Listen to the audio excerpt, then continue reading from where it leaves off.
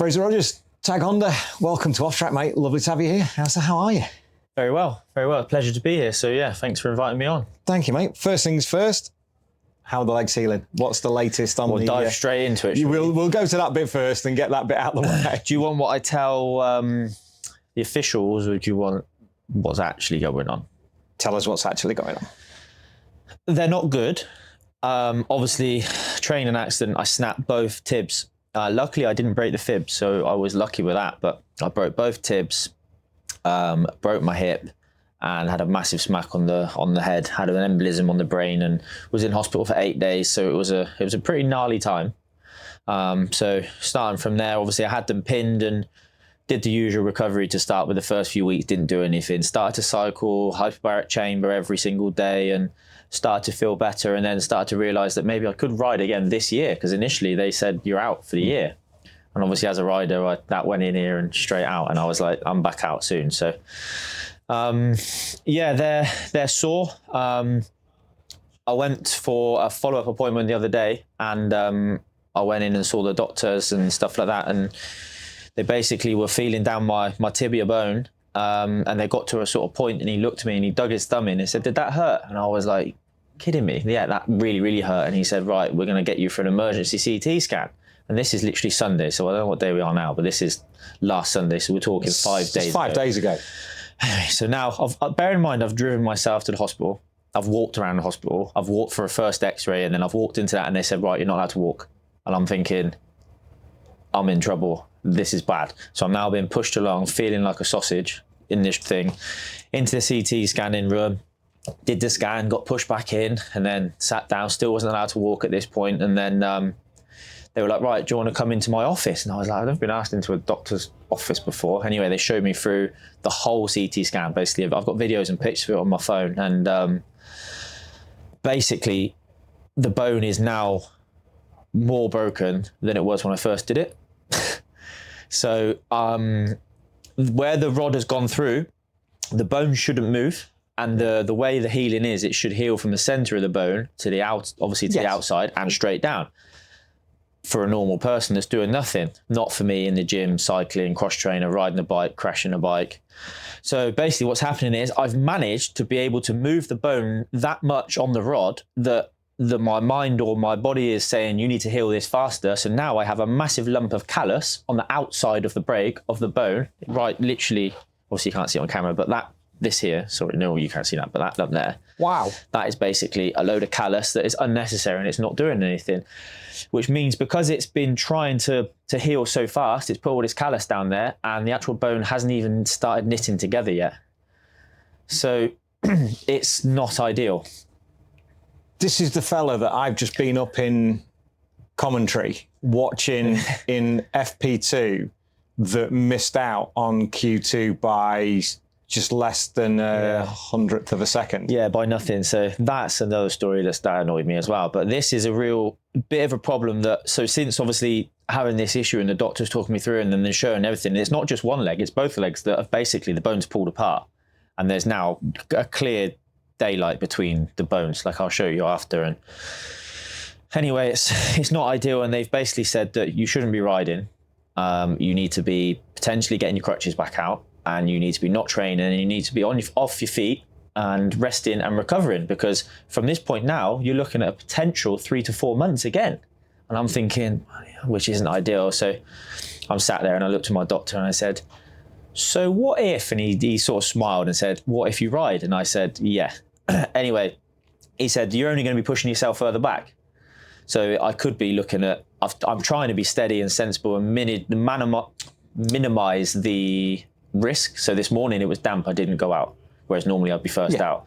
This afternoon, obviously the risk is there, but obviously it's less because it's dry. So trying to just minimize the risk and silly accidents, trying to do less at home, not training, just to try and get this bone to start healing, because it's not in a good way at the minute. And it kind of answers questions as to why I'm so sore, because it's been now 12, 13 weeks, which still isn't a lot of time, but it's been a lot of time for the amount of pain I'm in.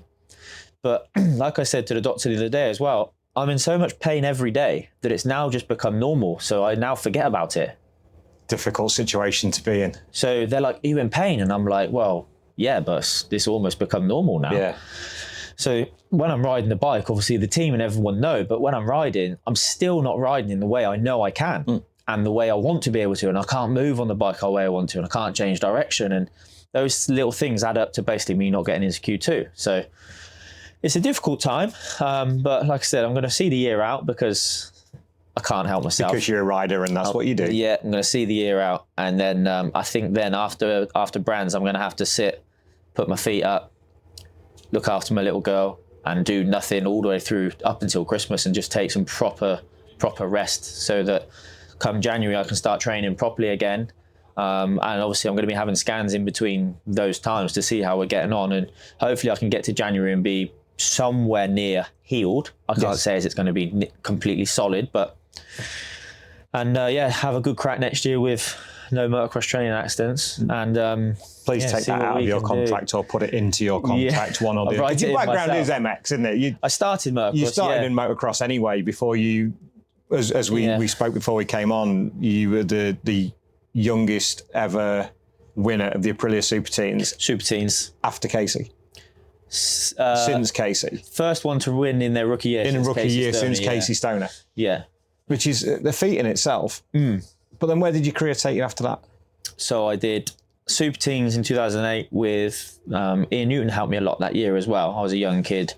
Family did everything they could to obviously get me there, bought the bikes. I didn't have new bikes. I had a Cat D, basically off eBay for £800. It had been smashed up on the road that we didn't need all the bits that were smashed up. So we put all the race parts on, and that's the bike I raced. And that's actually the bike I preferred other than all the others. But anyway, went from there, won that championship. And then because I was too young, I couldn't go into British Championship or anything. So I stayed in Thundersport and I rode in the GP 125 class. And the plan wasn't to win it. And I went and won. And then we're sort of sat looking around thinking, well, what do we do now? I then got invited to the Red Bull Rookies, to the tryouts, managed to get into the Rookies in my first attempt at the age of, I think I was 12. I think I was 12, just not even turned 13 yet. So I was one of the youngest in the Rookies Cup as well as then being picked up by, God, I'm not actually sure where I went after that. KRP. I might have done the Rookies Cup. From Super Teens, I went straight then to GP 125 in Thundersport, and I did the Red Bull Rookies alongside it. So I kind of got fast-tracked into Rookies Cup. I then decided at the end of that year, I won in the UK in Thundersport. I didn't do very well in the Rookies Cup, and I felt like an idiot. Obviously, as a kid, all I wanted to do was win, and I was used to winning, and I was finishing 15th, 16th, 17th all the time. I then pulled myself at the age of 13 out of the Rookies Cup and said, I don't want to do it anymore. I said, I don't want to ride around at the back. My parents were like, oh, really? So they kind of pulled me out of it, and hindsight, shouldn't have done it. Definitely one of my biggest regrets. But from there, I got picked up then by the Racing Steps Foundation, which was an organisation that basically underfunded up-and-coming British talent.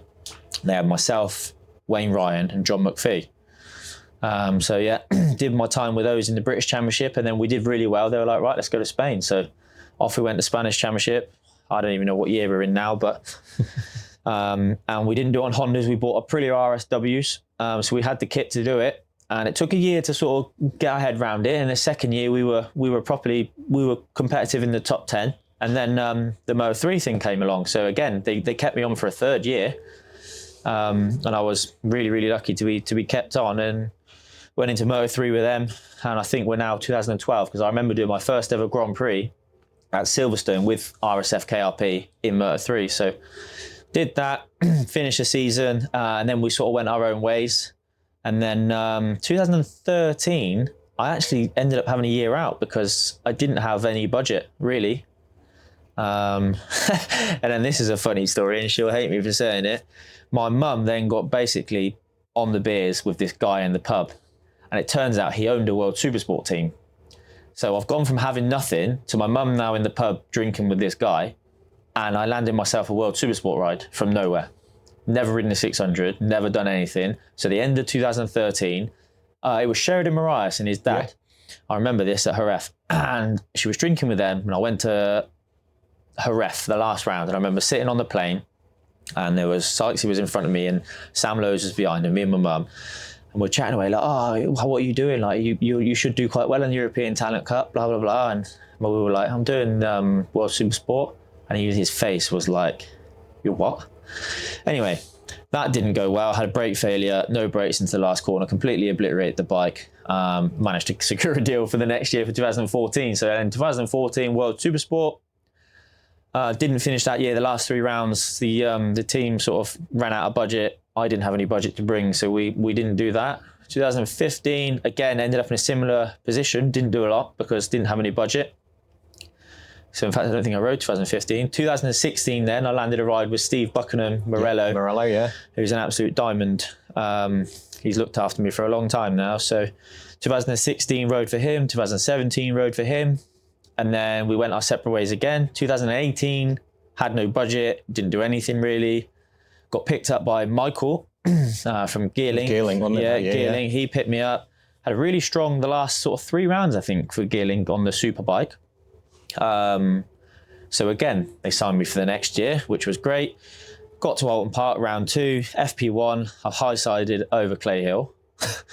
Of all places in FP1, I could do something like that. So yeah, high-sided over Clay Hill, slid up the track, ended up in the middle of the track.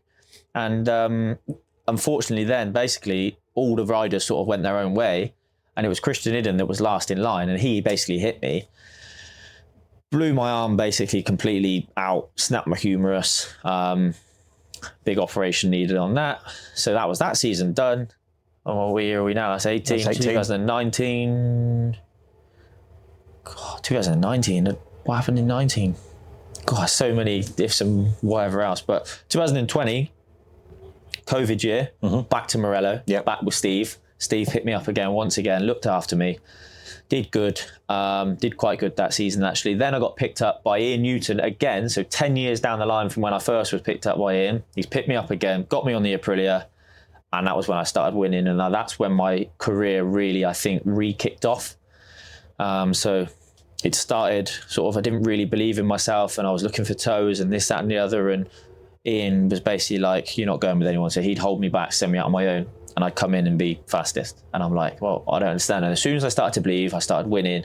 I had like 8, 9 podiums that year.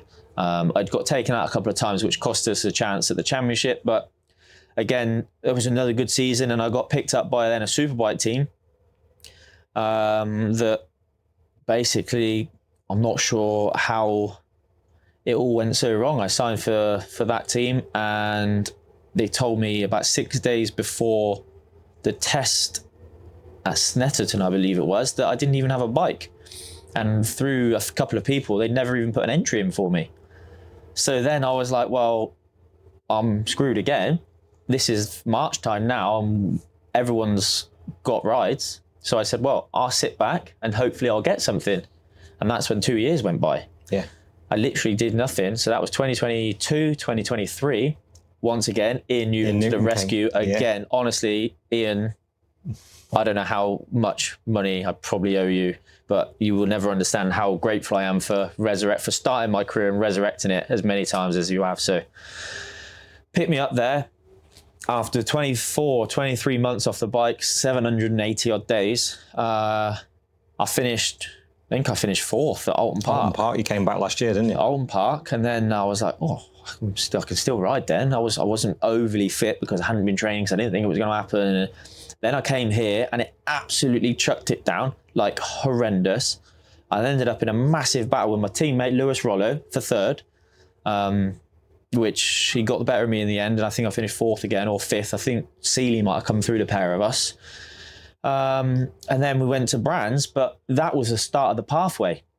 So I was actually the first pathway rider in Superbike. So Ian had put more or less my stocker into Superbike for the weekend. And in the wet, I was proving myself. I was within the top 10 and I qualified sort of 15th, and I did okay in the races. But from then, obviously, I was like, right, Superbike's where I want to be. It's where I feel I need to be. Ian was pushing me, saying, you need to be in Superbike.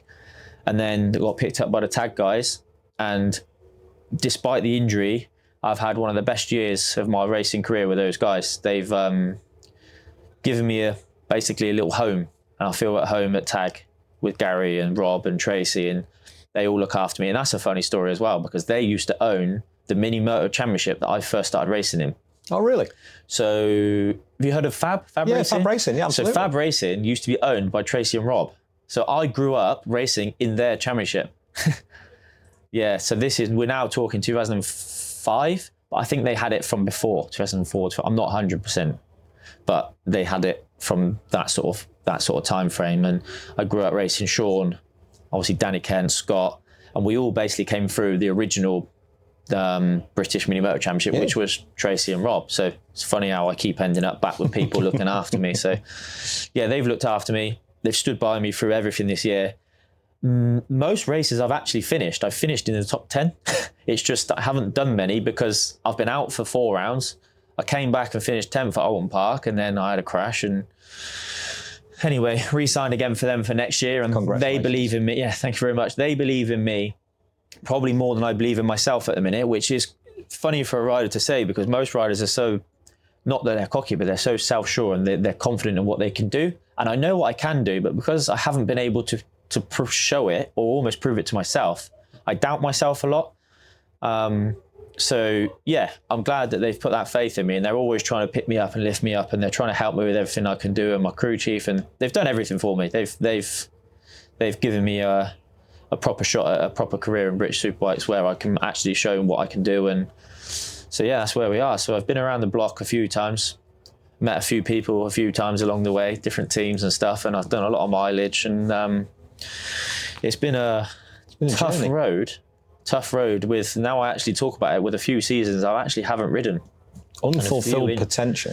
I think that's the biggest thing within myself that gives me self-doubt, because I've had so much potential all the way through my career, but I've never had a full crack at it. No. Like this year, I had massive potential. Like I finished 12th in the first race and I crashed at a 7th in Navarra, which was a silly rookie mistake. Went to Alton Park and I had like a 12th, a 13th and a 12th, which ran Alton Park for my first time on a proper superbike since obviously I crashed, but whatever. Was quite good. And then we went to Donington here and I had an 8th, a 10th and a whatever, or maybe a 10th and a 12th or something around there. Then we went to Knockhill and I had a 12th and 2 6th places. And it was like we made a massive step. Then we went to the Snetterton test and I made a big step there in the dry. And then obviously this accident happened and I've been out for Snetterton, Brands, came back at Thruxton, crashed, didn't race. Came back then at Cadwell, was fastest in the wet, crashed, didn't race. Came back at Alton, took it a little bit steadier, still did my fastest ever lap round there.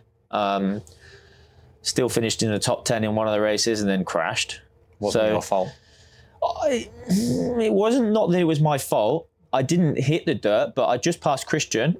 And as I came up over the hill, I saw the dirt. So I squeezed the brake and obviously gone to move inside and I've just lost the front.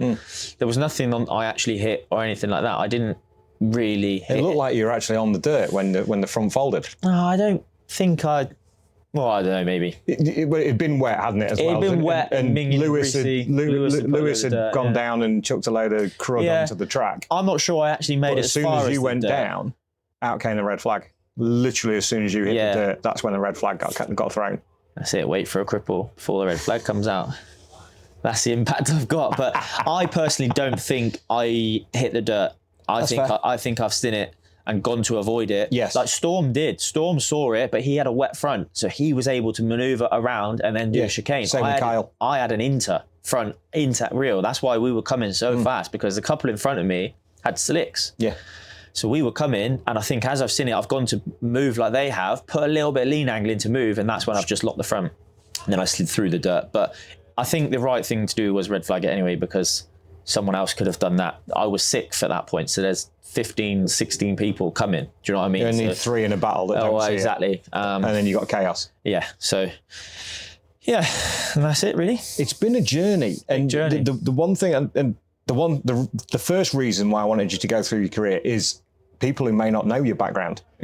Because you've been here and not here, and you've been kind of intermittent with your career, like you said, of missing years here and there. I've done most of my stuff in Spain, like 3 years in Spanish Championship.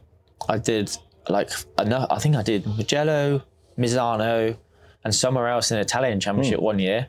I did a full year in World Supersport. I've done Moto 3 Grand Prix races. I've done a Moto 2 Grand Prix race. And then when I did come back here, it was really hard for me to get a ride because no one really knew who I was. Because I'd left for a period of 6 years. When I came back, it was like, who's this? What can you do? What can you do on these circuits? Like I am now. When I see people coming back here, I'm like, well, what are they going to do? You know what I mean? So it was a risk for them. And that's why it's been really bitty up until this, well, it still is really. It's been really bitty and hard work and a lot of determination and grit. And I've never really given up. I'm not really a quitter. And I don't know when I'm beat. And I love that about myself, and then partly don't like it because there's a point where you need to be like, right now. That only comes with age, Fraser. Yeah, well, I'm getting there. Slowly but surely. Getting there. 28 now. Oh yeah, big 28. 28 so. Did you get too much too soon? I've always said this, and everyone listening is going to think this kid's an idiot, but I think I was too fast, too early, too young. Same principle. And I got fast-tracked. And I think that was the problem.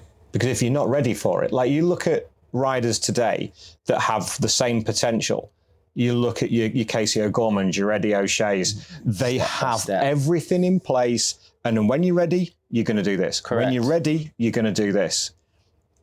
You didn't have that. It was just me, my mum and my stepdaddy in, and we just thought, let's go for it. Yeah. Let's just take it on. But at the time when you're winning, what choice do you have? So everything we did, as much as I think, but what else could I have done at that point in time? We did everything we could do. And like I said, the biggest thing was I should have stayed in the Rookie Cup for a second year because I'd have, as much as I wanted to win, and I didn't really understand why I wasn't winning, and I was getting smoked by all these Spanish, Italian kids that were still 2 or 3 years older than you as well. A little bit, yeah, well, quite a lot older. I was young, even more. I was tiny. Danny Webb and Scott Redding, good friends, and they used to call me the head. So when I was riding on there's a picture, if you Google it, there's a picture of me, or there'll be loads of pictures, and I used to wear nitro helmets, and my helmet used to sit as wide as my shoulders. I had this big silver nitro helmet, and they used to call me the head. Taz Mack used to look like that when he first started on 125. Who's that, sorry? Taron McKenzie. Yeah, exactly the same. We were similar size. Taron used to look like that. But he did a really good thing because he's gone on to do better things, way better things than what I've done in my career. But when he first started, he wasn't like winning straight away. He took his time and he built up and he went through the stock 6 and the super sport and then the superbike, and he did the route. And then he's phenomenal now. Like, he's British Superbike champion. He's won a World Supersport race. He's raced Moto 2. He's now racing World Superbike, which is where I would love to be. But he kind of did the right steps at the right sort of time. Whereas at the age when we were riding together, I was faster. So I just basically got fast tracked through. And I think it was good and bad because there was a lot I needed to learn. I was very raw and fast. That's the problem. But obviously my mum, my family didn't have the money to be like, we need to be picky, we need to go here. We just went where I could go, and people were like, well, we'll have you because you're fast. And then all of a sudden I wasn't winning, and it was like, well, I don't want to do that anymore. I want to go back to where I can win. And took a step back and kind of rebuilt all through Spanish Championship and stuff like that. But when RSF then finished, for me to get a ride in Spanish Championship was 300,000 euros. So then we're sat at home like, well, now we're screwed because where do you get that from? What am I going to do now? And it wasn't like I wasn't competitive at that point. In Moto 3 in the Spanish Championship, I was starting to be competitive. I was finishing on the front rows. I was finishing top 10, top 5 in the races, and I was doing well. But even at that point, for me to go to somewhere else, I still needed a lot of money, which we didn't have. And I think that was the beginning of the itty bitty bits of my career. So we've done what we can do. We've got me to where I am now. And now I'm finally in a position where I haven't got to beg people for putting the money in, and my family and stuff. They haven't got the stress of selling everything they've got to take me racing. Well, they do still do that because my sister's now decided she wants to race. So they're in the same position. Again, they're in the same position all over again. But from my point, it's just nice to now be in a position where I can go racing and just focus purely on my racing. And I think from here, like, I'm 28, I think I can develop into a good British Superbike rider. I'm not, I don't know the right word. I'm not, is it over ambitious, or I'm not a dreamer. I'm not saying I'm going to go to World Superbike, but there's no reason why I can't have a good career here. There's a lot of guys that are a lot older than me that are running at the front of British Superbike, and that's all I really want to do. And British Superbike's a massive, highly competitive championship. It's a big level. It's got a lot of fans, and I enjoy the tracks. I enjoy being here, and it's nice that when you finish your weekend, it's a 2-hour drive home, not 2-hour drive to the airport, 6 hours in the airport, 20-hour flight home. And especially if you've had a bad weekend, all you want to do is get home. That I do not miss those days in World Supersport. I do not miss that. So I would just like to keep plugging away what I'm doing and chipping away and get to the front of British Superbike and just try and continue my career here. If an opportunity ever arises to do World Superbike, if the opportunity is right, because I've been down that road before, I'm not going to jump ship for a year, be like, yeah, I've raced World Superbike, and end up back here with egg on my face. You've got to come back cap in hand. Exactly. Well, but you naffed off last time, so exactly. It feels really good for you. It's almost like a resurrection of your career to get 2 years back to back in a Superbike team. You're putting in top 10 results. You're giving the team the best results they've had for a while in the Superbike class. Certainly under the tag Honda since Brooksy's days. They've had Sean on there. Sean always did his best on the bike, but he never quite got to the top 10. Yeah, and it's no fault of their own tag. The tag team are almost an underrated team, group of people. They honestly, they're such a good team, good group of people that give me everything I want. Now they've seen the potential that I've got, they can't do enough for me. And what they do for me is better than what I can give at the minute. So the bike is better than where I'm finishing. Fact. The bike is, if I finished, say, 10th in a damp race, the bike should be top 5. Yeah. If I finish 12th in the dry race, the bike's good enough for top 8, top 6. I'm not saying that we can go and win with what we've got at the minute, but there's no reason why not, to be fair, because there's nothing different between my bike and, say, Charlie's bike in Hawk, because he's riding the, well, I'm not sure, he jumps between 24 and 23, I'm not sure which one he's on, but when he was on the 23 to start this year, my bike was identical to what they've got. Yeah. And he's been finishing on the podium, so there's no reason why that bike and that team shouldn't be. It's just for whatever reason, everything's not falling into place correctly for them. They've had a couple of Spanish riders on it, which again is difficult because they've been in Spain and they're fast. You come here and it's a different ball game. They don't like it when they come here. So, going to Cadwell Park and Alton Park. So we see it so often. Yeah. So like I said, I'm just really lucky and grateful to be with the tag guys and to have that continuity next year, even though I've not had a full season this year. But I can go into next year knowing that I've got a package capable of finishing top 5. I've got a team that's capable of finishing top 5. And that realistically has got to be my goal. I've got to go through the winter, heal up, train hard, and get ready for next year. And that's got to be the realistic target. Like I said, I've had a few top 10s this year, and I've always been in the points. I've never finished a race outside the points. I've always finished in the points, which is what they, when I first signed, they just said they want points. And now, like, if I have a 15th or a 14th, it's like, oh, we've had a bad race. We always want more. But the fact that they feel like that and I feel like that just shows our growth together already. So, no, I'm looking forward to it. Another year in Superbike, another year with the same team.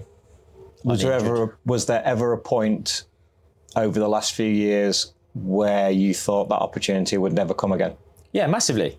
When I finished in 2021, and I went obviously signed for a Superbike team, I thought that I was on my way up. And when that fell through, and I sat for 2 years and the phone didn't ring once until Ian rang me again, I thought that was it. Thought I'm done. I started working on roofs. Do you know what I mean? Down the pub with my mates. Like, I thought I'm gonna have to live a normal person's lifestyle, and it wasn't really for me. It wasn't really for me. So, overrated. Yeah, massively. It was fun for a couple of weeks, and then it's like, you feel like you're living for nothing. It sounds really horrible, but it feels like I'm living for nothing. What I do is here.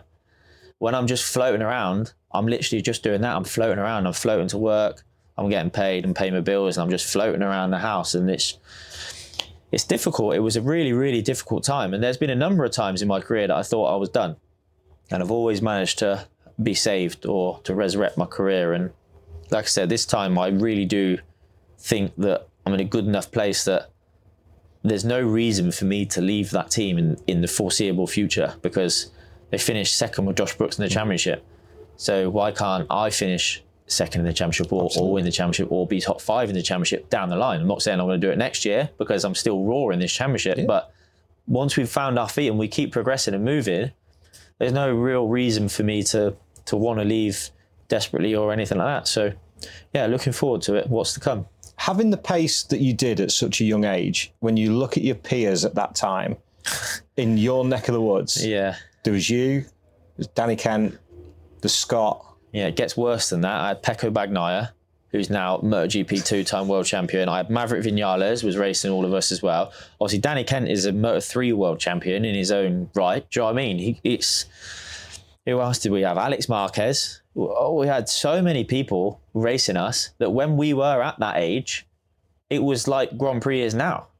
Those people that we were racing all moved through the ranks together, and they're now the top guys. So the list of people that I can go on about that I've raced, name drop as such, but it's not. It's part of your career. I never ever see that as name dropping, because it's the only way that you can compare your career and who you were racing against at the time. Yeah, true. I previously went to Red Bull Rookies in 2013. Jordan Weaving from your neck of the woods. Jordan did it. 2012, 2013.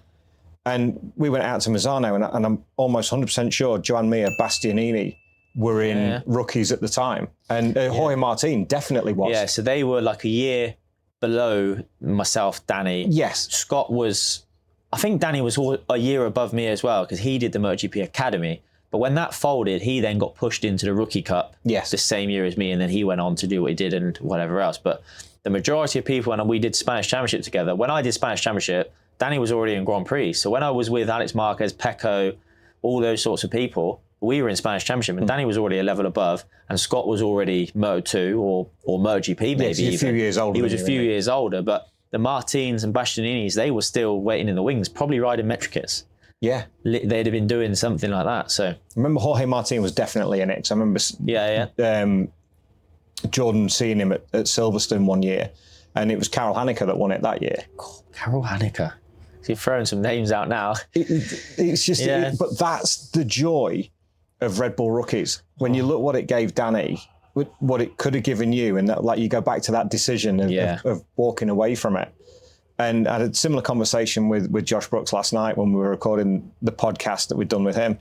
There are certain decisions in your career that you'll never get away from it. You'll always have that what if. I don't think there's a rider out there that's had a perfect career where they're going, I wish I'd have just, what if? Yeah, I think mine's properly, the more I think about it, the more I dwell on it, the more I know it was a bad decision, because I think my career would have been completely a different picture. I see myself going through the Rookies and being into Moto3 and potentially doing well in that, and then Moto2. Not saying I'd have ever made it to Grand Prix, because I'm realistic. But that was your path at the time. That was my path to go down at the time. So whether I did another year in Rookies and I could have got a full-time job in Moto3, which then could have led on, but you never know, do you? You never know, and I never will know. What's been the biggest lesson you've learned over the last 10 years or so? That's a difficult one, because I've learned loads. Yeah, I've learned a lot. I'm trying to learn one at the minute, is just believe in myself more. That's quite a big thing I need to learn. It'd be difficult to sort of pin that down on one, really. Yeah, I'm going to struggle to answer that. I'll have to come back to that. The biggest lesson. Just don't take anything in motorcycle racing for granted is a big one, because you never know when it's done. There's a lot of money and a lot of everything involved in what we do at the minute, and that can all change. So I think from a young age, I kind of took it for granted that I was always going to be okay. And then obviously having the years out and stuff is, when I'm here now, I enjoy my time here. I enjoy every lap on the bike. I enjoy being in the garage. I'm not one of those that sits down and I'm deadly serious. And obviously I go through the data and do everything I need to do, but I'm quite a light-hearted, fun guy to have in the garage. And I've always got people laughing, or whether they're laughing at me or with me, is, you know what I mean? It's debatable. Yeah, but I've always got people laughing, and I'm always trying to be a decent guy. And I'm just trying to enjoy my time here, because I've lost a couple of good friends to this sport as well. And I just want to enjoy every moment of being here. I think that's quite a big lesson, because it's a dangerous sport. You never know when you might lose your ride or what, for whatever reason, the sport can be quite savage. So I think for me, that's quite a good one. Just enjoy it, enjoy the ride. Yeah, take it as it comes, and just make sure you're enjoying it. And the minute you're not enjoying it, call it. I'm a big fan of that, because of over the years, the riders we've worked with, the riders we've got now, we've known each other for years now. And you have to understand that when you hear commentators say a happy rider's a fast rider. Correct. It's not a flippant remark. Yeah. It's absolutely the core of why you ride a motorcycle. Yeah. And there's another thing thinking of that, actually. Another thing I've learned, a bad day, I know it's a bad day, but it's not a bad day. There's more to life than what is going on. And that's helped me. And I know my team will completely disagree, because if I've had a bad day, like today I finished 13th, and I'm just outside of Q2 and I'm fuming about it. But realistically, we've had a good day. It's not been that bad. I've had good pace. I've missed out by nothing. I've got 2 broken legs. Those are the days that make me better. Now I don't get too down about it, because if I get down about it and dwell about it, the rest of my weekend is done. I need to keep myself upbeat. So yeah, just like I say, making sure you've always got a smile on your face. Don't get too down about things. A bad day obviously is a bad day, because obviously you want to do well, but it's never a bad day, if that makes any sense. It makes sense, perfect sense in my head. Yeah, it makes sense in my head, but I'm not sure about... Jennifer's the best soundboard, because I'm listening to what you say, but I'm always thinking of the next question and where it's going to go. Jennifer's got the independent view. Yeah. She's listening and watching as a podcast. Listening to me talk rubbish.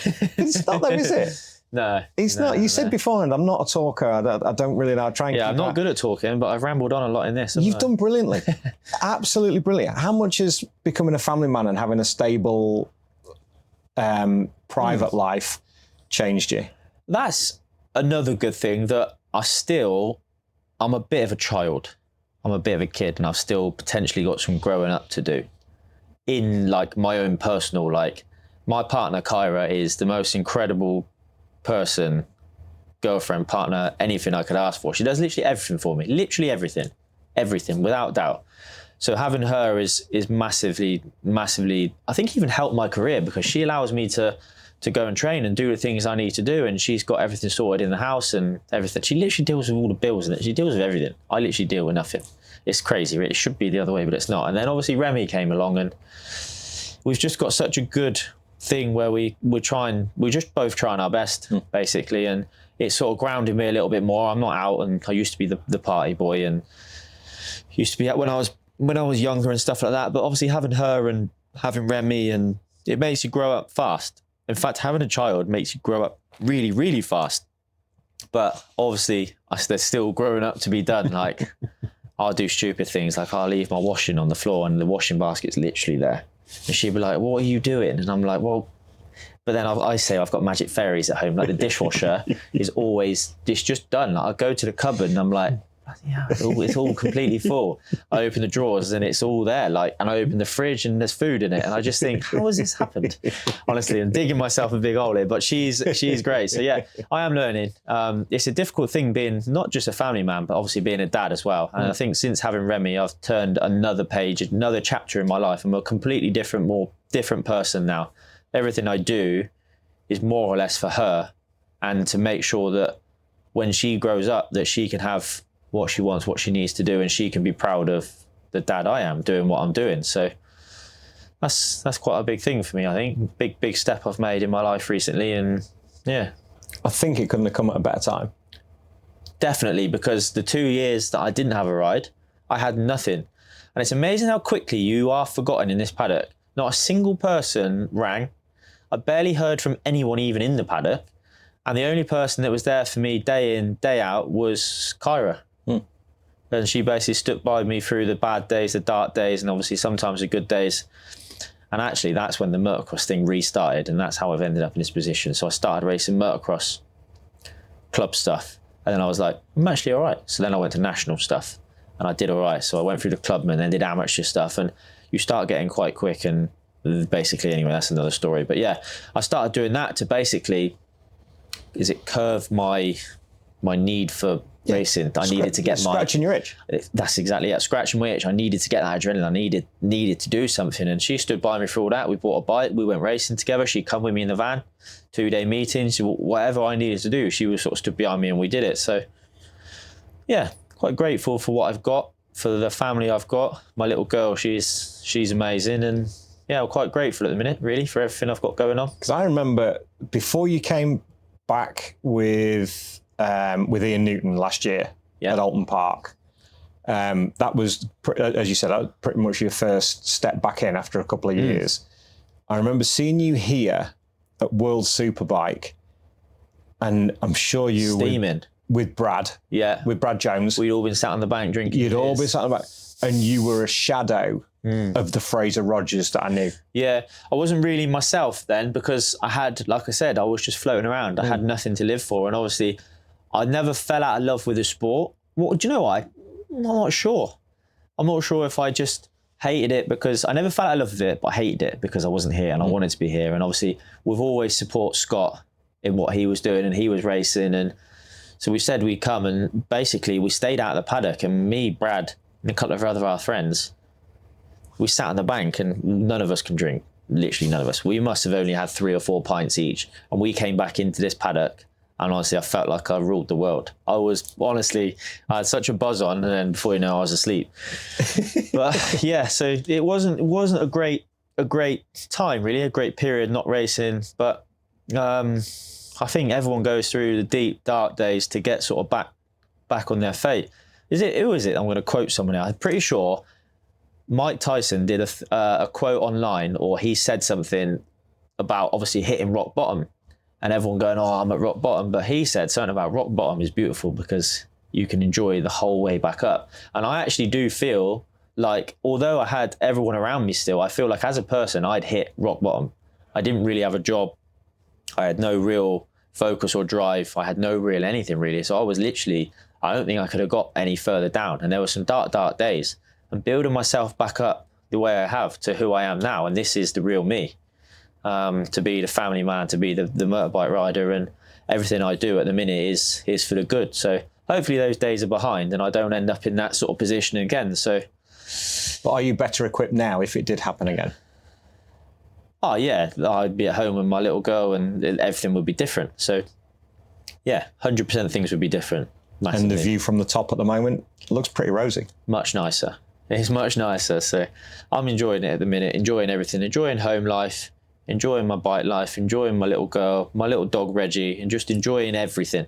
Everything at the minute is even though it's difficult sometimes, because obviously it's not always easy with a little girl, but she's 8 months now and things are difficult sometimes at home. But then I think how difficult really, like when she's up in the night, or she's up early, or she wants something, or she's fallen over and hurt herself, like, and she's crying. Like, for me, just to give a split second of time to her, it's not really the end of the world, is it? So there are babies for such a short space of time. So like going back again, how bad is it if I have a bad day at home? How bad actually is that day? How bad is it? By the time you walk out those circuit gates? Correct. You're looking at the next race already. Correct. So exactly. So it's the same at home. Like everything's just different now. I think partly I have grown up a lot. Still have some growing up to do, but we all do. I'm 51 and I've still got some grown up a lot. Yeah, I think it shows in my riding, my maturity in riding and stuff like that. So I think having a little girl and a family at home and stuff like that is definitely brought me on as a rider. And like I say, hitting rock bottom has made me appreciate more what I've got now and everything I've got in life. And like I said, a bad day now is nowhere near as bad as what I thought a good day was back then.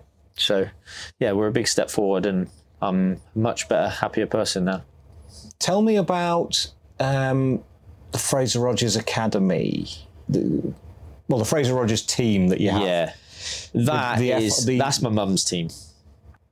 I wasn't here, and she had the FR89 sort of team, and it was kind of just to keep my name in the paddock or to be seen, even when people are going past. So she kind of did that, and I purely think that she's a bigger petrol head than I think I am, than anyone is. That come from like her dad, my granddad. So she's absolutely mad, absolutely loves it. She'll say she doesn't and she's stressed and you see her smoking or having a beer, but she absolutely loves it. She's done a lot for the younger riders. A lot for a lot of people that people don't know about. A massive amount. I won't even go into it, but she's got people into Superbike that wouldn't have been in Superbike without my mum.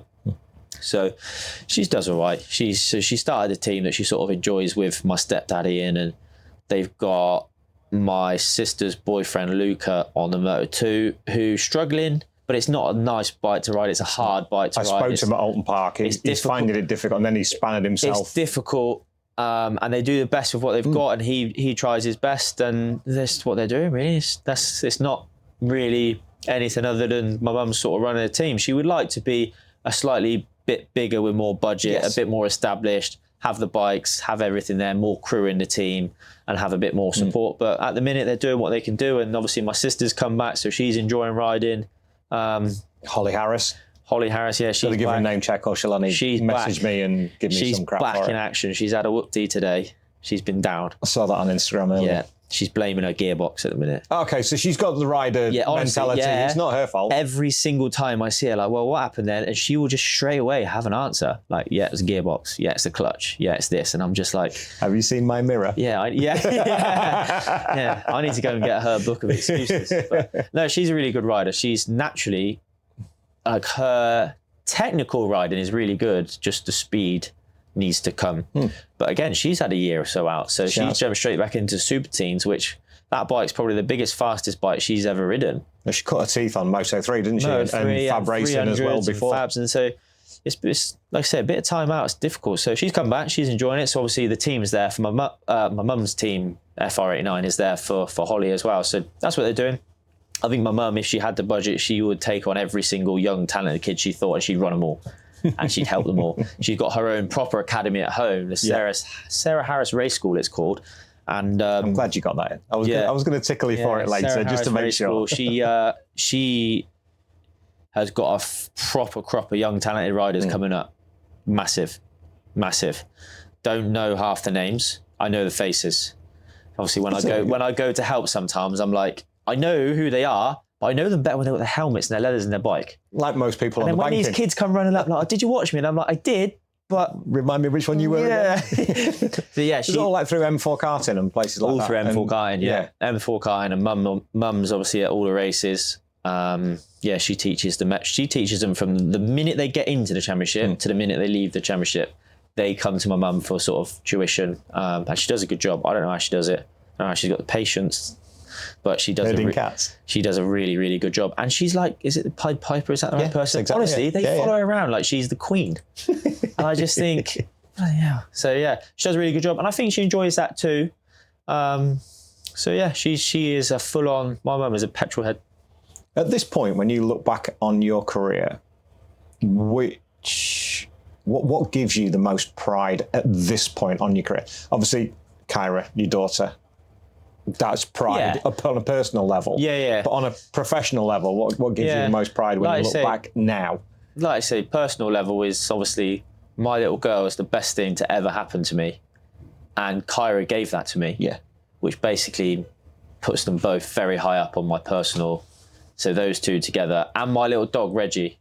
I can't forget him. Everyone literally must know about him because he is more than my best mate. I borderline love him more than anything in the world. Honestly, he's unbelievable. He's the best dog in the world. So they are like on a pedestal way above even those three. How long have you had Reggie? He's 3 now. So he's seen some dark times with you? A lot. He's been to some parties. Reggie in the year of 2022 was an active Cocker Spaniel. He was out and about, and yeah, he is. Oh, no, I'm not joking. Living his best life. He has been to some parties, yeah. Well, these are the bits that we can't talk about. These bits were all right. Yeah, these were all right. These are the fun times. They're all right, but yeah, he's been to some parties. Just thinking about some of them, yeah, probably shouldn't. Yeah, move on. So tell me about your proudest moment. I'm going to say. It's got to be back to Ian Newton again. It's got to be winning on the Aprilia. Yeah. It's got to be a real big highlight of my recent career before that's got to be, obviously, do you know what? No, I'm not even, it's not even, now I feel like I'm in a better position that it's got to be, I was going to say, obviously, scoring points in World Supersport, but that was my first ever ride, and I was really, really chuffed with that. I flew to Phillip Island just hoping that I would even qualify, let alone finish in the top 15. So that was, at the time, was quite a big thing for me, and I've kind of hung on to that. And obviously, I've done a few wild cards, which are obviously just being in the paddock. Yeah. It's just, even if I just went as a fan, that's a highlight. But being able to ride in Moto2, like you ride down pit lane and you're going past all the garages and you just think, yeah, I watched him on the telly, you know what I mean? And I'm going down pit lane. Even these people around me, like I was sat on the grid thinking, I know all of you. I literally know everything you've done.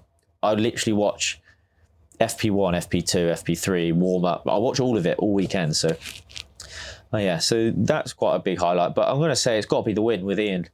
That kind of, I think that whole year with Ian, to be fair, resurrected or started, even though I had such a bad time afterwards, those 2 years off, I think that year has still got me to where I am now. If you hadn't have had that year, you wouldn't have come back. No. Is that fair to say? Definitely. Yeah, if Ian wouldn't have picked me up that year, I wouldn't have come back now. I wouldn't be here now. No, definitely not. I don't know what I'd be doing, where I'd be, but I wouldn't be here. So, yeah, it's got to be the win on the Aprilia. As you get older now, and as you have the family group and Reggie, and now you've done this year with Tag Honda, can you feel yourself being more in the moment and actually being aware 100%. Of what you are doing? 100%. So going back to, obviously, Kyra and my little girl again, round one at Navarra, when we went to Spain, when I was flying around the world and doing Spanish Championship, all I wanted to do was hotel, track. And now, Navarra, we booked to stay for an extra couple of days and enjoyed the time being there. I didn't want to stay at the track. We stayed in the hotel. We then, once I'd finished at the track, I do struggle with that. I have to be at the track. And I do struggle with leaving. It's just, I think I've got a weird thing, and I think that's just how it is. When we left and go to... I do a podcast and I don't like leaving the track. Yeah, you do. So I actually we booked a hotel to stay, obviously, away from the circuit. And then once I got to the hotel, we would then go out for food or we'd go for a walk around the town and stuff. And I just think how much better that is, how much more I could have seen if I would have been more like that, rather than going to a hotel or a motorhome and just staying in there and then getting out and riding my bike. We literally saw so much more. Like, you've got your day at the track, and then you finished at 5, 6. So I'm back at the hotel by 6:30. I've then got like 4 hours to do. I can go and look and see what we want to do. So we saw some things, and then we stayed after the race weekend, which also was really, really weird because for whatever reason, the track was here, the hotel was here, and we kept driving down the main road past the track. And I kept looking in, like, I've literally just been riding around now. I want to go back. Like, I just want to go and see it. I want to go and see the empty garages. Maybe there's someone still there. Like, I want to talk to friends. Yeah, but we did. And we went and saw some cool things, drove up some mountains, did a real big hike, found some waterfall. We're just being in the moment right now, for me, is massive.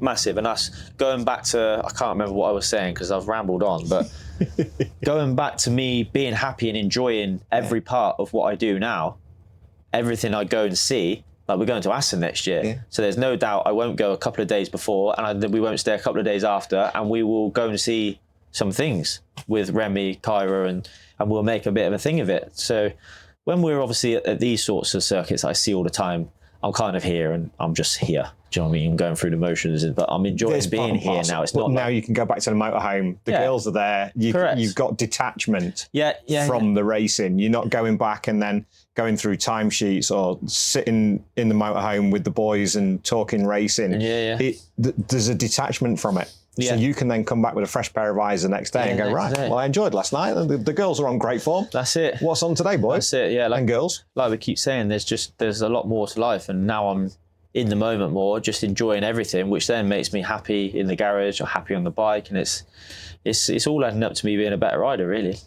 Better rider, better person, better outlook. Better everything. Everything's just, I've always been a laid back, chill person. Even when it was really bad, I've always chilled. But even more so now, I'm just so basically horizontal that nothing really phases me. I'm just so chill. It'll be what it'll be. It's good. I've seen you in this paddock and here, actually, it doesn't matter which team it was, but I was walking up the pass cross and he was like, fuck, I'm done. This sucks. I've had enough. And it doesn't matter which season. You maybe don't remember it, but you were cross. When was this? Here. I can't remember what year it was, but it was a green bike. I'll tell you that much. And you were just like, literally, you'd stormed out and that was it. But now, that Fraser Rogers, he's not there. This is proper Fraser Rogers. It must have been that bad. I don't even remember it. No, you were like heading off towards the toilets or something. You come out, you're still in your leathers. I was like, Fraser, all right? What? And you could see it in your face. I'm done. That's it. Green bike. That must have been a Gearling bike. It was. But again, something had gone wrong. Something had gone wrong, and that was it. The dummy was well and truly out. When I rode that bike, I was so inexperienced at what the bike should or shouldn't be doing that I kind of expected the team to just always give me a good bike. When realistically that never happens. And when it wasn't going well, I'd probably throw my toys out. And I was young then as well. I'd throw my toys out and I'm done. But yeah, it's just these days it's just a bit different. With everything that we've spoken about and everything that we've covered, what do you need for self-belief? That's one thing I'm still looking for. The team are looking for it and they're trying to help me with it. Is as soon as I start believing in myself and my abilities and what I can do, I'm going to be a force to be reckoned with, I believe. Because self-belief is everything. And believing in what I can do on the bike, like when I ride, basically, obviously I know when you're in behind someone, you always go faster, but 9 times out of 10 I don't. But I still feel the need to try and get behind someone because I don't think I can do it. But I need to get into the sort of mentality that as soon as I fully trust and believe in myself, if you look at Kyle Ride or Vickers or even Danny Kent or some of those good guys, they're just, the self-belief is there. They go out, they know what they can do, they go and do it. And they then don't waste laps or waste time or waste a tyre. They go out, do what they do, make a change, go out, do what they do. Whereas I'm still not fully believing in what I can do. And that does slow me down, I think, a little bit on track. Slows down the development of the bike, of our bike setup, and then obviously our pace as well. If I'm always sat up or if I'm always trying to do one really fast lap to try and, I don't even know who I'm trying to prove it to, but I'm always trying. I just need to sort of take a step back, believe in myself more and believe in what I can do, because the team always tell me that. Like today, they were like, just go on your own. And I was like, no, can't do it. Ended up going on my own, did a fast lap time. You mentioned Kyle. Perfect example of self-belief. It's only, Kyle said, I asked him about that. He now has self-belief. It's taken him 5 years in the superbike class to get that self-belief. He says, Dave, I've had people around me all my career, all my life, telling me how good I am. Correct. But that means nothing if I don't believe it. That's exactly the same as me, to the word. Everyone's telling me what I can do. They all look at my data. They see the way I ride. They look at everything I do. But I, deep down, still don't believe I can do it, which is really weird because, yeah, it's weird. It is a weird situation, that is. But I'm still trying to find it. And I'm always pumped up, like, yeah, I can do it. But then as soon as you get on the bike and you leave the garage, you go back to, like, what ifs. And the hardest thing is the only person that can find that self-belief. Is me. Yeah. Well, look at Kyle. Like, he's had a good superbike, like, few years, but he wasn't winning races all the time a couple of years ago. No. Obviously, he didn't have the best of bikes. I think he was on a BM or something. Then he was he had BM in 21 and Brad in 22. He joined OMG with Brad in 21. Oh, okay. Which was a BMW. And they both struggled. And they both struggled to get points. So, like, most of the time. That's not good for him knowing what he can do, but then seeing those results is the same as sort of what like I go through, and I know I can do better than what I'm doing. I just need to believe it, and as soon as you believe it, it's gonna happen. So that's more than anything. There's obviously my legs need to heal. Yes, and I've got a massive like self-preservation mode that I cannot unlock at the minute. It's there, and I do not know how to get past it. I'm riding at the minute and I feel mint, and it's almost like my self-confidence is coming and my belief, but at the minute it's like, no. It's like a caption on the dashboard coming up. It's like your lap time, you can go and do tomorrow, you can go and do a 28 and that's all you're allowed to do. And it's like, oh, yeah, all right. And I can't break through it and pinch that extra bit more or doing what I'm doing. It's difficult, that self-preservation. It's because I don't, as much as I don't care, I don't want to crash anyway, but my mind's like, you do not want to crash. because of everything that's happening and how bad it could be. So, but with the winter coming through, the winter you've got ahead of you for healing and a decent test program at the start of next year, we don't start till May next year. The calendar was announced earlier today, which is like a round early. So everybody's scrabbling for hotels because normally you get a little bit of a... Honestly, the team have been booking Assen already, and I'm like... We've been sat outside looking at Assen already. Honestly, we've been sat a year down. Away. Like, no, they're like, no, we need to book it. You do. Like, all right, yeah. Yeah, you have to. And then we're looking at the same things. We'd love to be out in Assen next year. That would be really cool. We have... thank you, mate. No worries. Thank you very much. I hope you've enjoyed it as much as I have. I feel like I talk a lot of rubbish. Bit more cathartic than you realised. We have our Patreon page.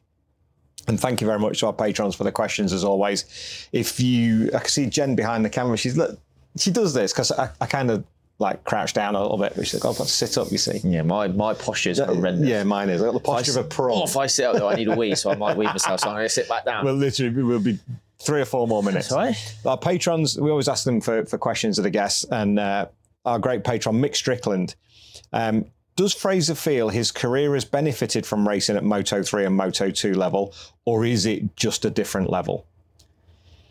If I'm being honest, I don't think anyone in this championship realises the level of that. The only person, actually, saw him on the way in, Rory Skinner, he'll tell you, you come here and he wins races and you're the boy. You go there and you humbled real fast.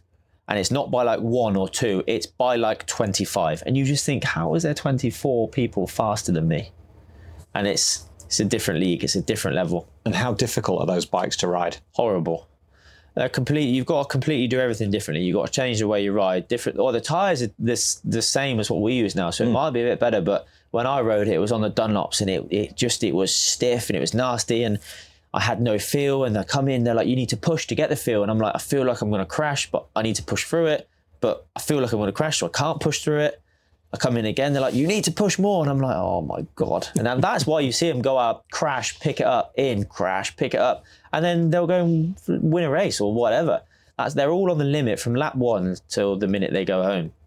And that is the level in for Moto3, Moto2, and in Grand Prix. Like those boys that have made it to Grand Prix, they're different gravy. Honestly, they're different. But even British Superbike is the level there. With the experience that your likes of Jason and Brooksy and Glenn and Tommy, Kyle even now is an established after 5 years. Danny's making his way. Yeah. Seeing that transition that Danny's had to make. He's still only in his, what's this, his 3rd year? 3rd or 4th year. Third season, because he did Hawk, didn't he? Then he did his own team. Then. So he did 2 years at Hawk, didn't he? Yeah, one was on the Stocker, was it not? No, he rode with me in 2020 in the COVID season. They did 21 on his Hawk, 22, 23 on his Honda. On his own. So it's his 4th year. So it's his 4th year. So he's still building into that as well. It does takes a bit of time. It takes a long time to get used to being a British Superbike rider. So you've still got a lot of learning, a lot of time ahead of you. Yeah. Don't rush it. Try not to. But yeah, I'm under no illusions how competitive this championship and class is. It's one of the most competitive domestic championships in the world, I think. And if you can do a good job here, you can do a good job in World Superbike. I'm not discounting what the level we're at. No. All I'm saying is the guys in MotoGP.